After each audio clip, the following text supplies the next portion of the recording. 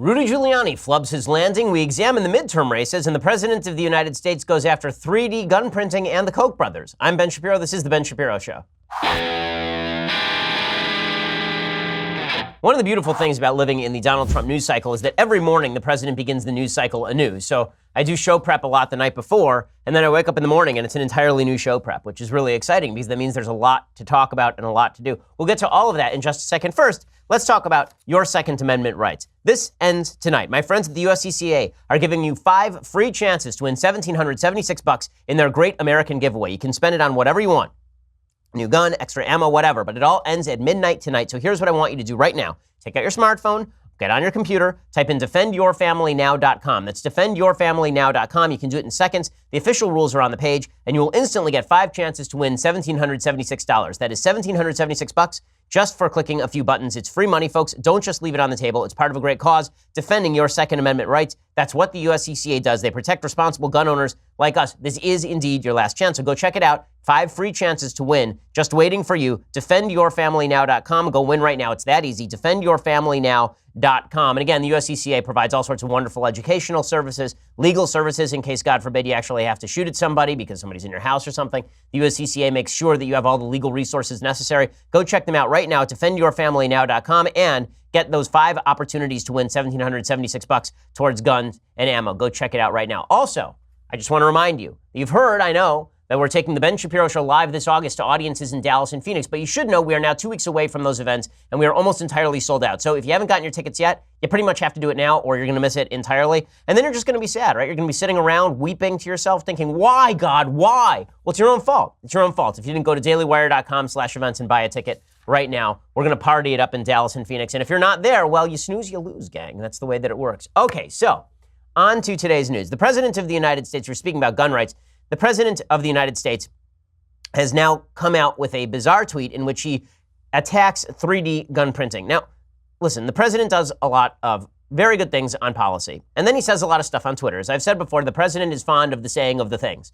Well, the president decided to go on Twitter and sound off about 3D gun printing this morning based on essentially no knowledge of 3D gun printing, and so here's what he tweeted out. I am looking into 3D plastic guns being sold to the public. Already spoke to the NRA. Doesn't seem to make much sense. That's not what 3D gun printing is. Okay, like that's seriously, like if you think that 3D gun printing is John Malkovich in the Line of Fire making plastic guns in his basement, that's not what 3D gun printing actually is. Stephen Gutowski of the Washington Free Beacon points out that it is easy and legal to find gun blueprints online, and it should be because otherwise you have to crack down on the internet. You have to crack down on people's use of the internet to put out blueprints for guns. That's silly, it's ineffective, it doesn't work. And Gutowski also points out the vast majority of 3D printed gun designs are not undetectable to metal detectors because that's actually illegal. It's actually illegal. The ban on the creation of such weapons was extended to 2023 under the Undetectable Firearms Act, so you're not allowed to actually manufacture a plastic gun that can move through a metal detector. That is illegal under federal law. Also, 3D printed guns are made of metal. Okay, they're actually made of metal, the vast majority of them. Okay, it's just a 3D printer that uses metal in order to carve out the parts, and the vast majority of people who are using gun blueprints online to build their guns are buying the constituent parts from gun manufacturers in the first place. It's not like they're sitting around and spending $100,000 on a 3D printer, which is what a good 3D printer costs. Why in the world would you go and get all the materials for a 3D printer to make an AR-15 in your basement? It'll cost you $150,000, or you could just go on down to your local gun dealer and buy one for $1,500. Why exactly would you do any of that? The media put out all this misinformation on the threat of 3D guns, people sitting in their basements putting together these guns by getting their HP laser jet printer from 1997 and then printing out a bunch of guns they put together and go assassinate people. That's not the way any of this works. Also, 3D guns are notoriously unreliable to this point. They break down easily. They're very expensive to produce. They're not nearly as accurate as manufactured weapons. You can't fire them all that many times before they start to fall apart. Laws attempting to crack down on this stuff are foolhardy, but this is why the president shouldn't be tweeting about these issues, because all it does is create blood in the water for gun control Democrats. Speaking of which, talking of blood in the water for Democrats, the president has attacked now the Koch brothers. The reason he's attacking the Koch brothers is because the Koch brothers do not like his tariffs. So the Koch brothers, for those who don't know, are these brothers who run Koch Industries, which is essentially I believe, a natural gas and oil industry. And the Koch brothers are worth something on the order of $80 billion. They're worth some enormous amount of money. And they've used a lot of this money to promote various causes, political and non-political. They've given money to a variety of charities. They're libertarian in orientations. They're not social conservatives. They are very pro-free trade, and they are very pro-immigration.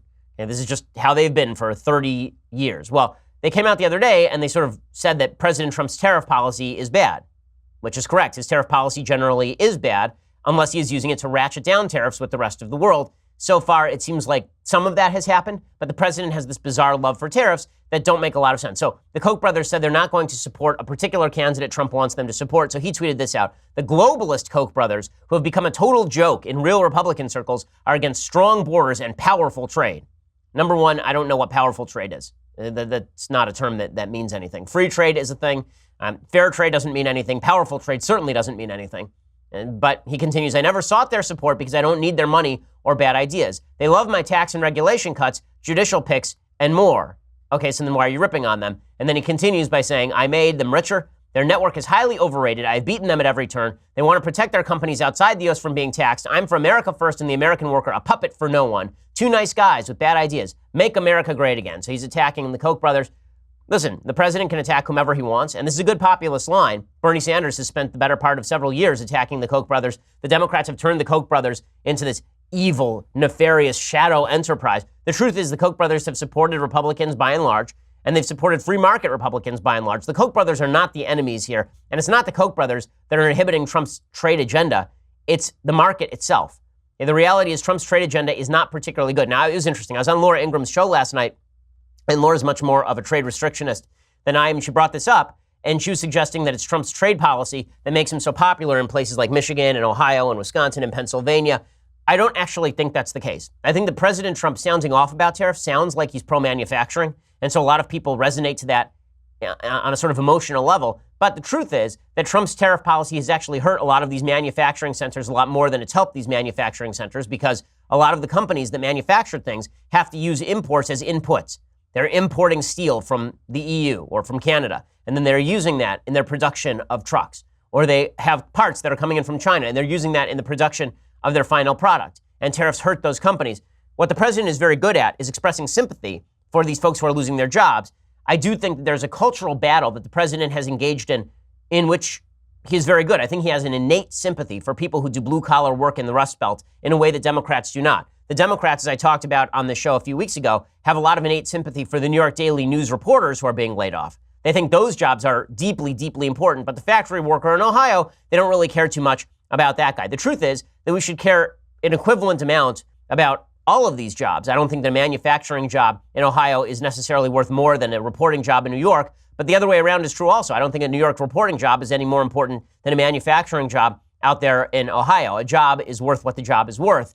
That said, we ought to be easing the pain of people who live in those areas and are seeing their industries left behind. That's why job retraining is good. That's why folks like Mike Rowe have millions of dollars that they've placed into job retraining programs in order to create skill sets for people who are moving out of industries that are falling apart and being outcompeted. I don't think tariff policy is the best solution for that. The president's attacking the Koch brothers. I'm not sure how that is politically effective. And this is why the sort of circular firing squad that the president sometimes engages in is not particularly a bright move. I just don't think that's particularly smart. Speaking of not particularly smart, the president on Twitter, like really, if the president just didn't tweet, you know how popular he'd be right now? I know there are a lot of people in Trump's support base who believe that what makes Trump popular is his Twitter. And I think with some folks in the base, that's true. They feel like Trump is fighting. He's out there fighting for them, and you can sense what he wants and how he feels because he's constantly tweeting things. So for those 35% of people, 30% of Americans, great. But what about the other 70% of Americans?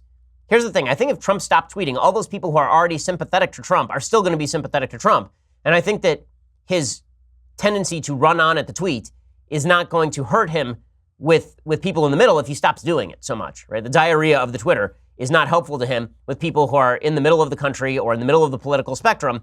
It's just not useful. An example of this. So the president this morning, not only does he go off on 3D guns, again, wrong, or go off on the Koch brothers, again, I think overstated and wrong, even if I disagree with the Koch brothers on some of their immigration policy.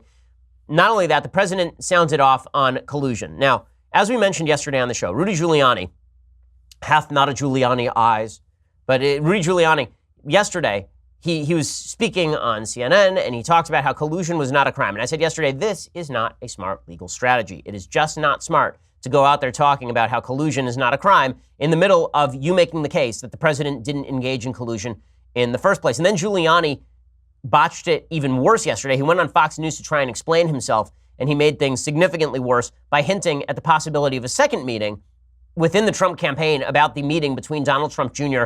and Natalia Veselnitskaya, the Russian-connected lawyer who is supposedly going to present Clinton Oppo research to the Trump campaign. Giuliani called in to Fox News, and then he proceeded to just botch things dramatically. Here was Giuliani talking to the ladies of Outnumbered. It did not go well. There are two different meetings, one of which has leaked out, and the other of which has been given to three reporters, and Jay Seko and I have been successful, I think, in beating it back. There wasn't another meeting that has been leaked but hasn't been in public yet. Okay. That was a meeting, an alleged meeting, 3 days before. According to Cohen, or according to the leak, maybe Cohen will withdraw this. I don't know. They haven't pursued it. And the two publications are not going to publish it. I think they found independent contradiction. Okay, so here's what Giuliani, I think, is trying to say, is that there was the meeting in Trump Tower between Donald Trump Jr. and Jared Kushner and a bunch of members of the Trump campaign and this Russian-connected lawyer. And now, that was meeting number one. And now Giuliani is sort of letting it slip on Fox News that there's an accusation that there was a second meeting 3 days before about this primary meeting. Well, we didn't know about that until Giuliani went on national TV and talked about it. And then he said, well, that meeting didn't happen. So then why are you talking about that meeting? Like, we didn't know about it until you just said it 1 second ago. So I don't know why Rudy Giuliani is doing this. I don't know whether he's just confused about the issues. I don't know whether he has coined his own version of the law. This is not good defense strategy. It's not good legal defense strategy. The problem is the president sort of bought into it and mirrored that on Twitter today. I will explain in just a second. First, let's talk about your sleep. Okay, the fact is that your sleep quality is not as good as it could be. And the reason is because it's something you never think about. Your sheets, okay? You never think about your sheets. You think about the quality of your mattress, maybe. You think about your pillow. You think about the temperature in the room. But you never think about your sheets. You just bought those things for like $35 at the local retail outlet. Well, they're not good, okay? You're sleeping on a tarp. You need to stop sleeping on a tarp. You need to go get yourself a nice set of sheets that you're really going to enjoy, and that's what Boll & Branch does. Okay, they make bedding and blankets made from pure 100% organic cotton, which means it starts out super soft and then gets even softer over time. You can buy directly from them, so you're essentially paying wholesale prices. Luxury sheets cost up to $1,000 in the store. Boll & Branch sheets are only a couple of $100. That may sound expensive. It really isn't, considering you're sleeping on them every single night. Boll & Branch sheets are so good that when my wife and I got some, we actually took out all of our other sheets and we threw them away because the other ones just, you can't sleep on them after you've slept on the quality of Boll & Branch.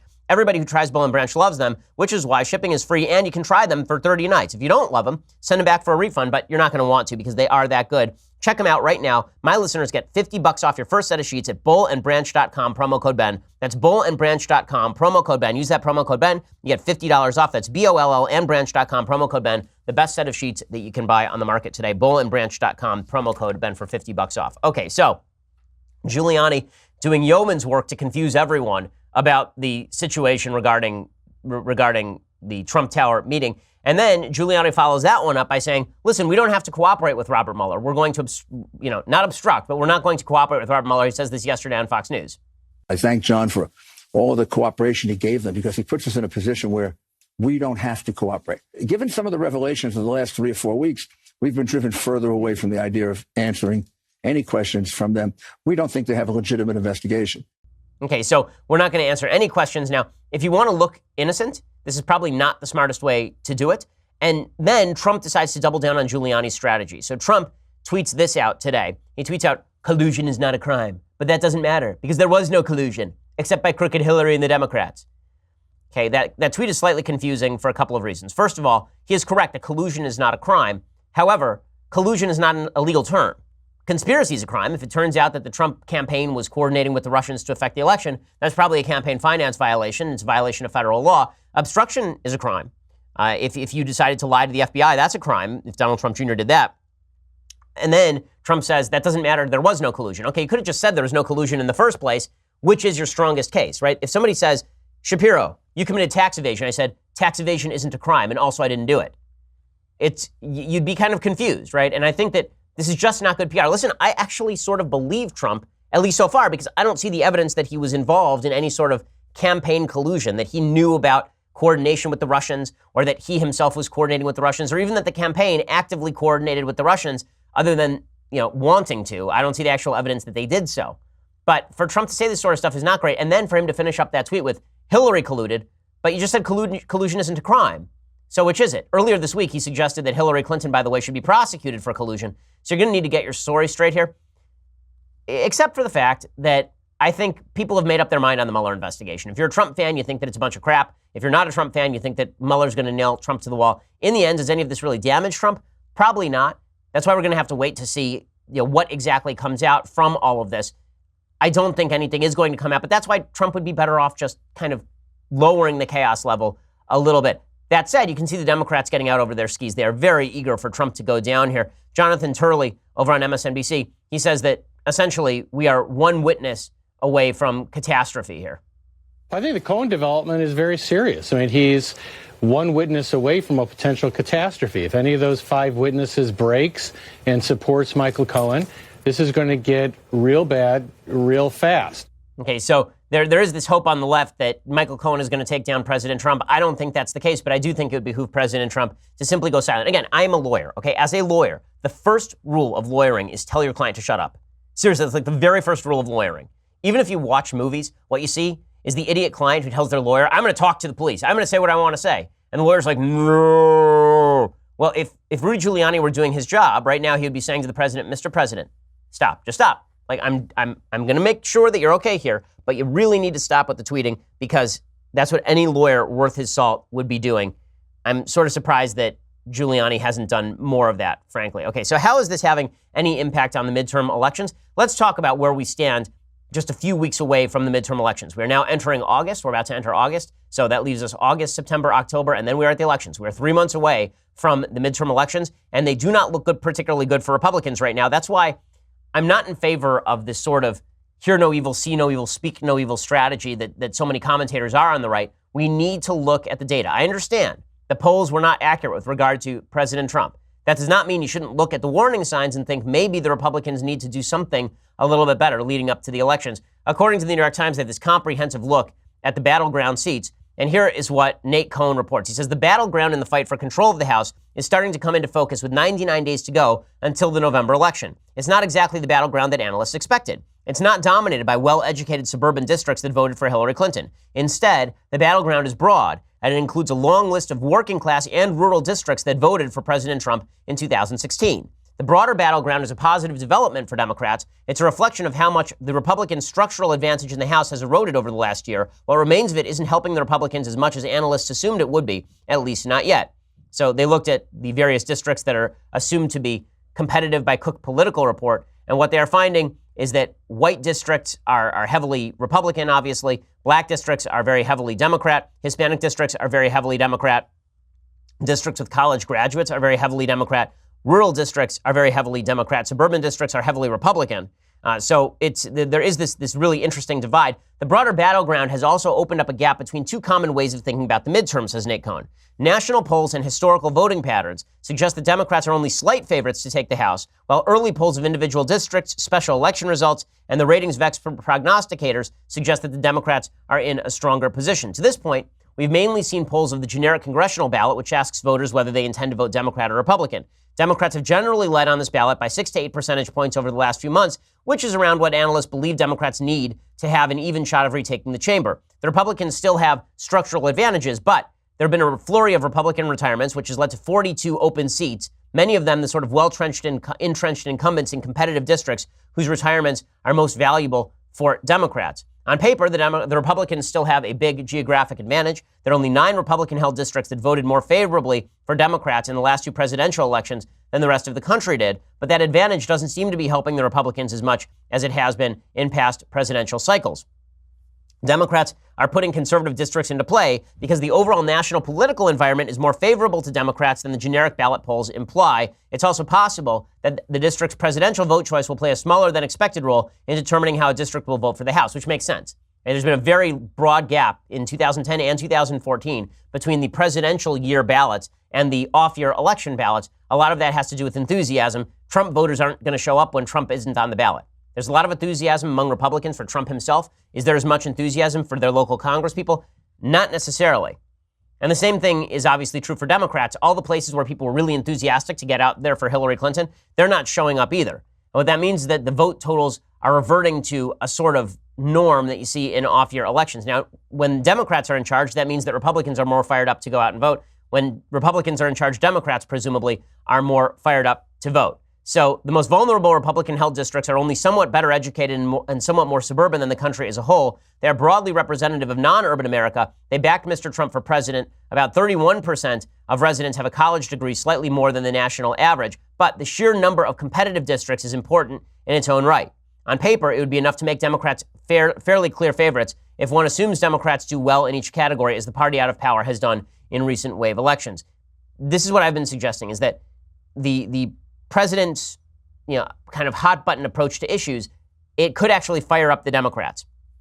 It could be that the Democrats are so upset with President Trump that they go out and they vote in large numbers in these congressional elections, and that could be a serious problem for Republicans in these election races. Now, again, maybe all the polls are wrong. Maybe Republicans somehow recover. Maybe it doesn't end up being as bad as it looks like it's going to be right now. But to sort of ignore the data, I think would be a fairly large mistake at this point in time. Okay, meanwhile, we're going to talk about the President of the United States and what he has to say about the government shutdown, because this is part of his election strategy in just a second. First, I want to tell you about this really, really awesome service that I have found. It really is amazing. When you shop online, do you turn into a tab hoarder? Like you open a bunch of tabs, and what you're trying to do is find the best possible deal on a particular product? Well, instead, what you need to actually do is try a service called Honey. It's a free browser add-on that over 9 million people are using every single day to save money while they shop online. So with a couple of clicks, you can add Honey to any browser for free and then shop like you normally do. So how does it work? Well, Honey scans and tests millions of coupons in the background. Instead of you looking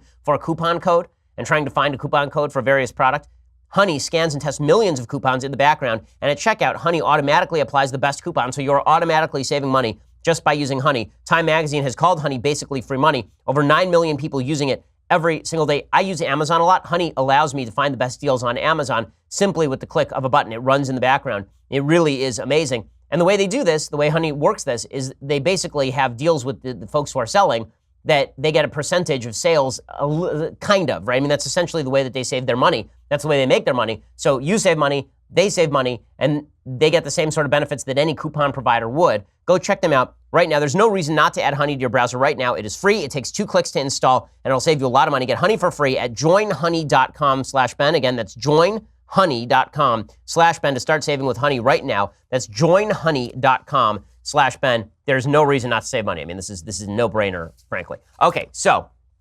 meanwhile, the president is trying to gin up the base with a lot of the immigration talk. The problem is that it's not clear the president is supremely credible when it comes to the idea that he is going to hold fast on the immigration issue. So the president yesterday said that he is willing to do a government shutdown over the immigration issue, over wall funding, but he has no red line, which means that he really isn't willing to shut down the government, but he's sort of signaling that he is. So what exactly is this supposed to mean? No one really knows. I would be certainly willing to consider a shutdown if we don't get proper border security. Thank you.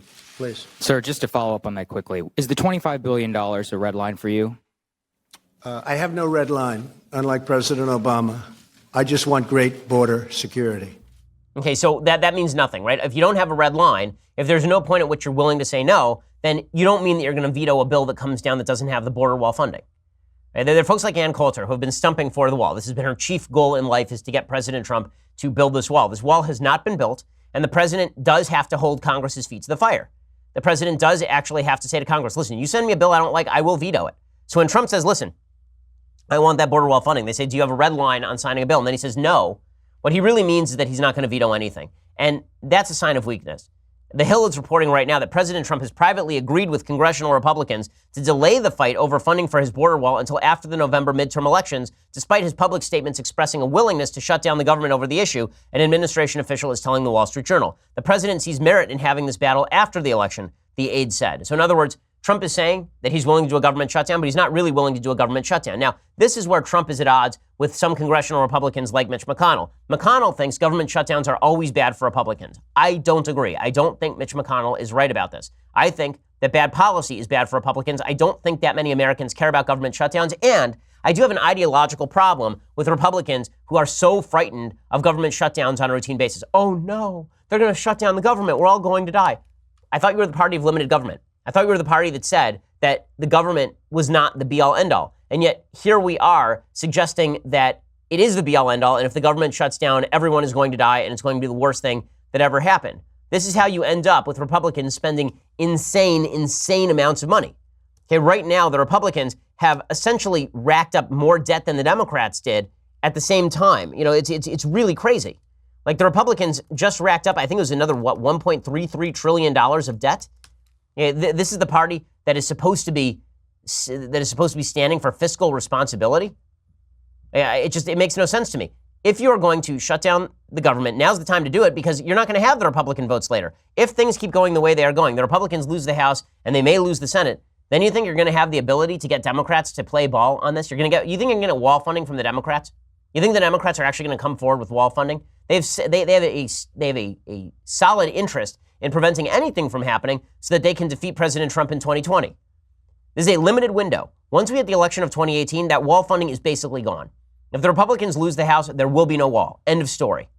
It is that simple, which means that you better make hay while the sun shines. This is the reason why Mitch McConnell is saying, let's confirm as many judges as humanly possible right now, because if we lose the Senate, we're basically toast. And anyone who's watching this stuff knows the Democrats are not going to work with Trump on any of this stuff, but McConnell is deeply afraid of the blowback anytime there's any sort of government shutdown. He thinks that the American people simply can't stomach it. I think the American people are a little tougher than this. Mitch McConnell is wrong here. Here's the Senate Majority Leader saying that the wall funding has to wait until after the midterms.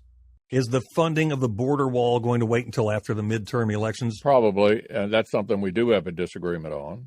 And so Homeland Security won't get funded before the midterms? Probably not, but most of the government will be covered. So you're not worried about a government shutdown before the midterms? No, that's not going to happen. Okay, so McConnell just assuring that it'll never happen, and Trump obviously doesn't have the willingness to actually go all the way to the wall for his own preferred border policy. If you're a Trump voter who voted based on his immigration policy, you've got to be disappointed with the president not pushing Republicans hard enough. Now, is it McConnell's fault? Sure. Is it the fault of people like Lisa Murkowski and Susan Collins and the various sort of moderate caucus of the Republicans in the Senate? Absolutely. But in the end, it's the president of the United States who gets to decide what he signs and what he doesn't. Remember, it was President Obama who shut down the government in 2013, not the Republicans. It was Obama who said, I will not sign a bill that does not include funding for Obamacare. Ted Cruz said, here's a bill. No funding for Obamacare. And Obama simply said, I'm not going to sign it. And that was that. And then the Republicans caved, and they made some sort of a deal with the Democrats. Why exactly Trump can't do the same thing or is unwilling to do the same thing is beyond me. Why are Republicans more afraid of government shutdowns than Democrats? Why? It grants the Democrats their premise. Democrats are happy with government shutdowns because they think that the government is absolutely necessary and vital. Republicans should say, listen, we're not going to pass a budget unless the budget is good. And then if we pass a bad budget, then we are wasting other people's money. We are racking up debt that we're never going to repay. If we shut down the government and there is no funding for these sort of various and sundry items, guess what? The country still continues to function. We are always warned that there will be zombie apocalypses in the street if a budget doesn't pass. And guess what? It's happened like 4 times in the last 5 years, 4 times in the last 6 years. You know how many times there's been a zombie apocalypse? 0. Barack Obama had to manufacture crises during a government shutdown in order for people to even care. Nobody would have even noticed, except that Barack Obama decided he was going to ban people from open park memorials. He was going to somehow shut down the World War II monuments in Washington, D.C. so that veterans couldn't visit it, just so that people would feel the pain. He was going to shut down national parks, for example. There's no reason that I think it would be a good example to the American public once in a while for there to be a government shutdown which doesn't result in the end of the world. And the fact that Republicans are running away from this is just beyond me. I don't understand why they would do this. I don't understand why they think it's going to energize the base to continue passing trillion-dollar budget packages that suck and are filled with pork. The Republican Party, when they do this sort of stuff, they look like Democrats light. They look like Democrats light, except more gutless. Just not good stuff any way around. Meanwhile, in breaking news, the first trial of special counsel Robert Mueller's Russia probe got underway on Tuesday with Paul Manafort, a former chairman of U.S. President Donald Trump's 2016 campaign, facing charges that he had tens of millions of dollars earned in Ukraine in offshore accounts and defrauded banks for loans, this according to Reuters. The tax and bank fraud trial in a Virginia federal court represents the first test of Mueller's ability to win a conviction of a former Trump aide. Now, recognize the Manafort indictment has nothing to do with campaign 2016. It is just Manafort being prosecuted for his various and sundry illegalities, alleged illegalities, with regard to Ukraine years ago. 3 other aides, including Manafort's longtime business partner, Rick Gates, have already pled guilty and are cooperating with Mueller's probe. Prosecutors are seeking to provide details of Manafort's work for a pro-Russian political party in Ukraine, raising the possibility that new information about his Russian connections could in fact emerge. Manafort has filed a motion to have the details of that work excluded from the trial. Again, not clear that anything has to do with President Trump. Protesters are showing up trying to suggest that Manafort is going down and that will bring Trump down with him. But there's no evidence that that is actually the case. Manafort worked for Trump for something like 4 months. Honestly, I don't think that Trump really knew Manafort. I think that what happened here is that no one who had a great reputation was working for Team Trump. And so they simply went and they got the one guy who the RNC recommended. Manafort was very tied into the RNC. And so they went to the RNC. They said, who should we get as a campaign manager? They said Paul Manafort. He hired Paul Manafort. Manafort ends up being corrupt. He fires him. I don't know why Manafort has to be tied to Trump per se, but the Democrats are fully on board with the idea that Manafort is going to bring down Trump. Again, I think that is a lot of wishful thinking on the part of the Democrats. Okay, I want to talk about President Trump and Iran. I also want to talk about sports for a little while. But first, you're going to have to go over to dailywire.com and subscribe. So go ahead over there, subscribe, dailywire.com, $9.99 a month. Get you a subscription to our podcast, Michael Knowles' Execrable podcast, The Andrew Klavan Show. Go check all of that out. Plus, you get to be part of our mailbag on Fridays. And when you get the annual subscription, this, the very greatest in all beverage vessels, the leftist year's hot or cold tumbler. It is indeed fantastic. Go check it out right now. It's $99 a year. Also, subscribe to YouTube. Please subscribe to iTunes. Go check us out over there so that you can be part of our Sunday special. In fact, I think, do we have a clip from the upcoming Sunday special with Alexandria Ocasio-Cortez? Do we have that clip? We're going to try and have on Alexandria Ocasio-Cortez. I think we have a bit of a preview of that, actually. I think my strength is that I am honest and I am authentic.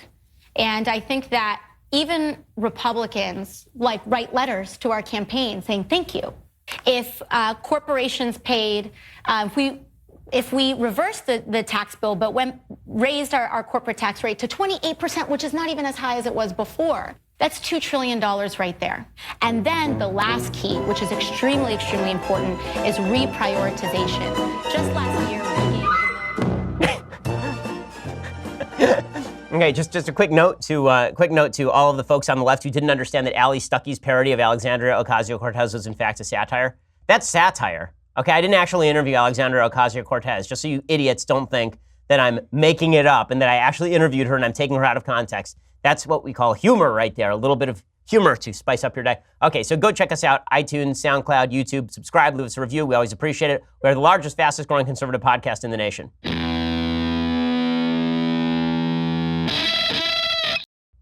Yeah, everything is stupid. That should be my slogan. We need to have a t-shirt that says, everything is stupid, Ben Shapiro. That's really, we need that t-shirt in the Shapiro store ASAP over at Amazon. Okay, so meanwhile, speaking of everything is stupid, yesterday the president, again, speaking out of turn on a topic of which he knows very little, he was asked about meeting with Iran with no preconditions. Now, I recall literally a week ago, 1 week ago, the president of the United States went on Twitter and he threatened Iran with all-out nuclear war in all caps, which was basically DEFCON 2. Yesterday, he was asked whether he would meet with the Iranian leadership, and here's what he had to say. I'm ready to meet anytime they want to, and I don't do that from strength or from weakness. I think it's an appropriate thing to do. No preconditions. If they want to meet, I'll meet. No. Okay, in 2007, Barack Obama said he would meet with the Iranians without preconditions, and we all went nuts on the right because that's a stupid idea. You don't meet with America's enemies without preconditions. Now, I know there are a lot of you out there right now you're saying, but didn't President Trump meet with Kim Jong-un without preconditions? Yes, I thought that was stupid as well. And guess what? It turns out not to have actually accomplished anything. According to the Washington Post, multiple intelligence officers have been monitoring ongoing activity recently from North Korea's nuclear and missile testing facilities. And what they find is that North Korea is building new possible intercontinental ballistic missiles despite Kim Jong-un's denuclearization agreement from his summit with President Trump. Now, I know it's the Amazon Washington Post. Don't believe them. Here's the thing. I don't actually believe that North Korea is going to disarm because Kim Jong-un and Donald Trump are best friends who are going to go golfing now. I don't think that's how diplomacy works. I think Trump is wrong when he thinks that you just get into a room with a bad guy and then you become friends and you have cigars together and you go to a strip club and then everybody's friends and then they give up their nuclear weapons. That's not what happens here. Iran doesn't become friendly just because you meet with them. This idea that interpersonal relationships are the basis for foreign policy, they never have been. And this is not just a myth that is promulgated by, President Trump or Obama. It's a myth that was promulgated, honestly, it's been promulgated for a long time. If you go over to the Reagan Library, for example, I love the Reagan Library. It's just fantastic. And Ronald Reagan, great president. But one of the exhibits over at the Reagan Library has this exhibit showing Ronald Reagan with Mikhail Gorbachev. And the idea is that Ronald Reagan and Mikhail Gorbachev really got along, and that's why the Soviet Union collapsed. That is not why the Soviet Union collapsed. The Soviet Union collapsed because Mikhail Gorbachev miscalculated. He thought that the Soviets could not continue their defense buildup, and so they had to loosen the reins on the various satellite states that made up the USSR. Those satellite states then quickly broke off as fast as possible, and it was too late to stop the momentum. There's nothing that he could do about it. If you read the Russian internal documents, it is very clear that's exactly what happened. It was not that Ronald Reagan got into a room and he and Mikhail Gorbachev had a cup of coffee together, and suddenly they were best friends, and Mikhail Gorbachev was like, you know what? Get rid of communism. Great idea. That's not what happened. Okay, so this idea that Trump is going to sit down with Hassan Rouhani, who is a terrorist-supporting piece of crap, and that Rouhani is suddenly going to decide that he's going to give up his terroristic program, that's not what's going to happen. I don't like ideological inconsistency, and the fact that there's so many people who are willing to bend over backwards to make excuses for this sort of stuff, I find completely ridiculous. It's ridiculous to me. It doesn't make a lot of sense. Now, I've been very critical of the Trump administration today because President Trump was very busy in saying things, but then there's what they actually do. And this is the part that's really hard for folks to wrap their brains around. They'll say, Shapiro, you say so many things about the president saying things that you don't like, but you're very supportive of the administration. Right, because what they do and what they say are two completely different things. So, for example, they have now launched a religious liberty task force over at the Department of Justice. Attorney General Jeff Sessions announced that they would provide religious liberty guidance central to the new task force, rooted in President Trump's executive order from last year, directing agencies to respect and protect religious liberty and political speech.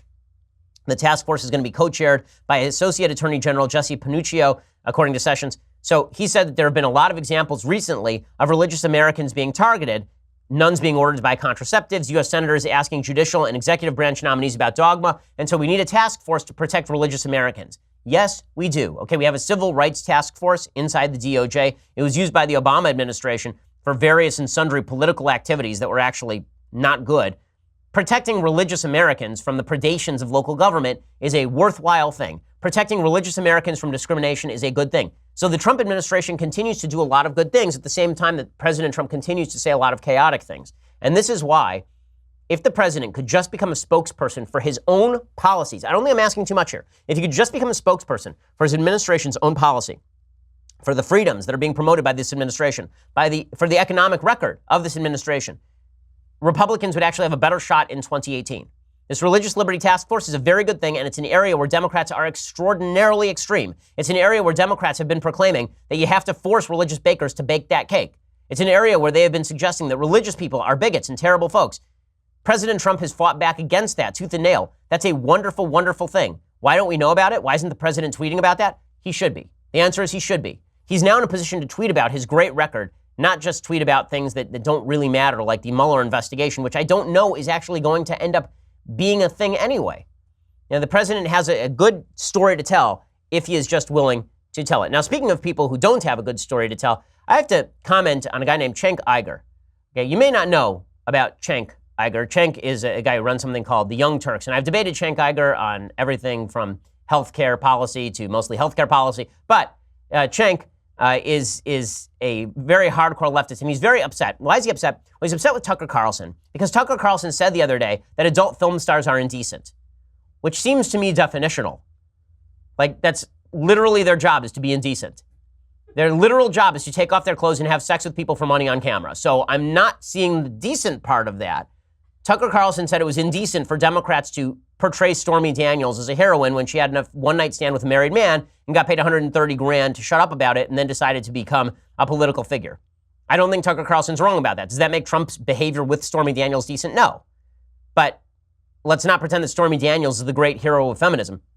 In any case, Cenk is very upset. So Cenk tweeted out, "I'm not done yet. Tucker Carlson says that adult film stars are indecent. Really? How many adult films do you think Tucker has watched in his life? In the thousands at least. Is he claiming he has never watched any? Same with Ben Shapiro, who writes an anti-porn book. Please." Okay, I have a few comments on this. First of all, real weird that Cenk is sitting around thinking about how much porn I watch. Very, very weird. I don't know what he fantasizes about in his spare time, but I'm a little creeped out. I was just sitting here doing nothing, and suddenly I'm being attacked by Cenk Uygur with the suggestion that I watch porn.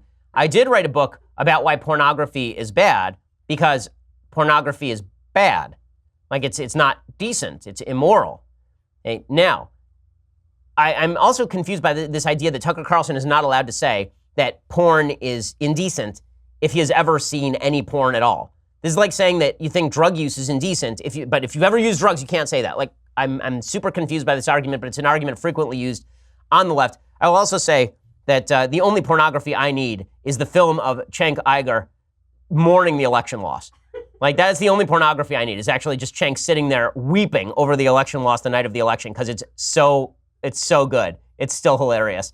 So well done, Cenk, really doing credit to the agenda of the left by talking about Republicans watching pornography. Okay, speaking of other weird topics, so LeBron James, who's now in Los Angeles because he just moves teams with a certain amount of regularity, he's actually done some good stuff, LeBron James. And one of the things he's done is he's opened a charter school, basically. And this charter school is doing good work. They're actually bringing kids in, creating mentorship programs for them, preventing them from living in bad situations. All of that is wonderful. LeBron sees himself as a sort of quasi-political figure, which means sometimes he says smart stuff and sometimes he says dumb stuff, because everybody in politics does. LeBron yesterday was interviewed about all of this, and he said that President Trump is using sports to divide us. This is one of the dumb things that LeBron James is saying. And I'm not somebody who thinks that LeBron James has to shut up and dribble. You know, LeBron James can say whatever LeBron James wants to say. I don't know that he's a political expert. In fact, I'm pretty sure that he's not. But here's the thing he said that I think is inherently silly. What I noticed over the last few months, that he's kind of used sport to kind of divide us. And that's something that I can't relate to, because I know that sports has never been something that divide people. It's always been something that brings someone together. Okay, here's the part that's stupid. I remember sports dividing people long before President Trump was actually in the Oval Office. I remember canceling my subscription to Sports Illustrated when they put Caitlyn Jenner on the cover, because I said, this is not an athletically relevant person, has not been for 30 years, but now I'm going to get transgender propaganda in my sports magazine. In fact, I remember sports being so politicized that I was threatened on national television and grabbed by the back of the neck on national television talking about sports on national television before President Trump was ever a candidate, talking about the Caitlyn Jenner issue, where I suggested that Caitlyn Jenner was in fact a biological man because Caitlyn Jenner happens to be a biological man. I'm old enough to remember when, during Ferguson, a bunch of football players were running out on the field in the hands up, don't shoot pose, which was completely fictitious. Michael Brown had never said hands up, don't shoot. The idea that politics and sports have been politicized by President Trump is just ignorant, okay? Colin Kaepernick was kneeling on the field before Trump was even running for president. So none of this makes any sense. But I guess we're now in the space where we can blame President Trump for anything and for everything and anything. It doesn't wash, but I guess it's a convenient scapegoat for all this stuff. Okay, time for some stuff I like and then a thing that I hate. So let's thing I like it. Okay, thing I like. Over the weekend, I saw Ant-Man and the Wasp. So the original Ant-Man is a better movie. The sequel is also fun.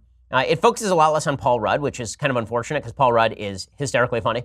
And they kind of make him out to be even more of a doofus in this one than he is in the first one. This one features a lot of Evangeline Lilly. It's a lot more of the Wasp than it is Ant-Man.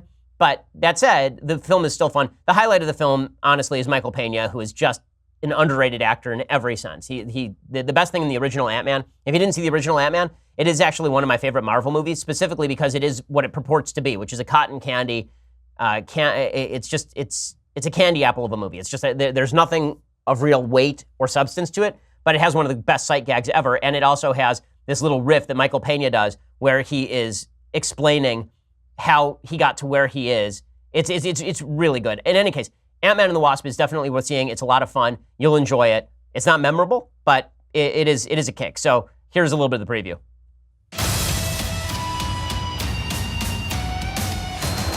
I do some dumb things, and the people I love the most, they pay the price. Maybe you just need someone watching your back. Like a partner. Okay, so it's fun. If you're just looking for something to kind of entertain you over the weekend, this is the first time in a while there have been actually like 3 or 4 movies in the theater that I actually want to see. So I haven't seen the Mission Impossible movie yet. I've heard that it's fun, and I've heard that the action sequences are amazing. And I will let you know after I see it. Also, I've heard Incredibles 2 is really good. Over the weekend, I showed my daughter Incredibles 1 because she's never actually been to the theater, so I want to take her to see her first movie, and I've heard that Incredibles 2 is a good start. My sister saw it with her kids. She said it was good. So we'll go check that out, and then I will let you know. Okay, time for a thing that I hate. And we'll mix it with the deconstruction of the culture, actually, since it's a Tuesday. So Anne Hathaway is now sounding out about things that Anne Hathaway knows, like being black in America, which is not a thing she knows about, really. Here's what happened. She railed against white privilege, and she questioned how decent white people really are after this 18-year-old woman named Nia Wilson died when she and her sister Latifah, 26, were attacked by a white male on a subway train in Oakland on Sunday night, July 22nd. Nia died from her injuries after she was stabbed in the neck by a guy named John Lee Cowell, and Anne Hathaway put this out on Instagram. She said, "The murder of Nia Wilson, may she rest in the power and peace she was denied here, is unspeakable and must not be met with silence. She is not a hashtag. She was a black woman, and she was murdered in cold blood by a white man." Okay, I agree. That's an awful, awful, terrible thing, and I hope that this guy is given the death penalty. And she says, "White people, including me, including you, must take into the marrow of our privileged bones the truth that all black people fear for their lives daily in America and have done so for generations. Given those givens, we must ask our white selves, how decent are we really? Not in our intent, but in our actions, in our lack of action. Peace and prayers and justice for Nia and the Wilson family." So I'm confused what exactly this murder has to do with white privilege. Really, I am. I mean, the guy was arrested. He's going to go to death row if he is convicted. What exactly is the problem? Anne Hathaway can't name it. Also, the idea that black people in America are fearing for their lives every single day is such an overgeneralization, I can't even speak to it. I mean, maybe there are some black people in America who are fearful for their lives every single day, but we'd have to ask whether that fear is justified based on circumstance. I'm sure that there are some black people for whom that is, I'm sure there are some white people for whom that is true as well, depending on where they are living, the levels of violence. Okay, but there are a lot of black people in the United States who are living kind of middle-class lives and who are not threatened with violence on a daily basis. I don't think they're walking around thinking that they're in Fallujah. This idea that simply because of skin color in the United States, you're walking around in daily fear for your life is such a misnomer. And it really is her talking down for virtue signaling points. Like, Anne Hathaway knows that she is going to be met with all sorts of kudos from people on the left for simply saying this stuff. Okay, so what is Anne Hathaway going to do about any of this stuff? Really, if Anne Hathaway wants to make all these problems better, what is she going to do other than sound off on Instagram about it? She says, don't just hashtag. Okay, well, you just went on Instagram and posted something. Now, practically, what are you going to do, Anne Hathaway, about any of this stuff? At least LeBron James is trying to do something. At least LeBron is actually creating schools to increase education levels in the black community. At least LeBron James is trying to do something publicly minded about this sort of stuff. These actors and actresses who go out and sound off on hashtags and then they say, we need to do more than hashtags. Okay, anytime you're ready. We're waiting. And again, that broad overgeneralization about black people in America fearing for their lives, it's hilarious to me that if I say that there's a free country where effort is rewarded, that is considered racist. And if Anne Hathaway says all black people are living in fear, then that is not considered a racial judgment. So I say something completely non-racial and it's considered racial, and she says something completely racial and it is considered non-racial because the left approves of it. Pretty insane. Okay, other things that I hate today. So Twitter has now hired academics to monitor hate speech, which is very exciting. That's just what we need, a bunch of leftist academics determining what exactly is hate speech. According to the UK Telegraph, Twitter has hired academics from institutions, including Oxford University, to help it combat intolerant discourse and monitor the health of the social network. The firm is working with social psychology professor Miles Houstone and John Gallagher, along with Dr. Mark Heerdink from the University of Amsterdam, to study the spread of hate speech. The move is part of Twitter's aim to create algorithms that better distinguish between hate speech and conversations that break the norms of politeness. I don't know why any of this is necessary, frankly. If you don't want to see hate speech on Twitter, don't subscribe to somebody's Twitter feed or just mute somebody. The nice thing about Twitter is they have all of these features you can use to not listen to folks, but I guess that we are not allowed to point that out at any point. We just have to assume that we're too stupid to actually gauge the level of conversations that we wish to participate in. And so we have to have these overlords, these academic overlords who tell us what's good and what's not. All of this is highly foolish, and it undercuts, I think, the claims of Twitter to a sort of neutrality that they have not actually put into practice. Okay, we'll be back here tomorrow with all of the latest. I'm Ben Shapiro. This is The Ben Shapiro Show. The Ben Shapiro Show is produced by Senya Villarreal, executive producer Jeremy Boring, senior producer Jonathan Hay. Our supervising producer is Mathis Glover, and our technical producer is Austin Stevens. Edited by Alex Zingaro. Audio is mixed by Mike Caramina. Hair and makeup is by Jesua Alvera. The Ben Shapiro Show is a Daily Wire Forward Publishing production. Copyright Forward Publishing 2018.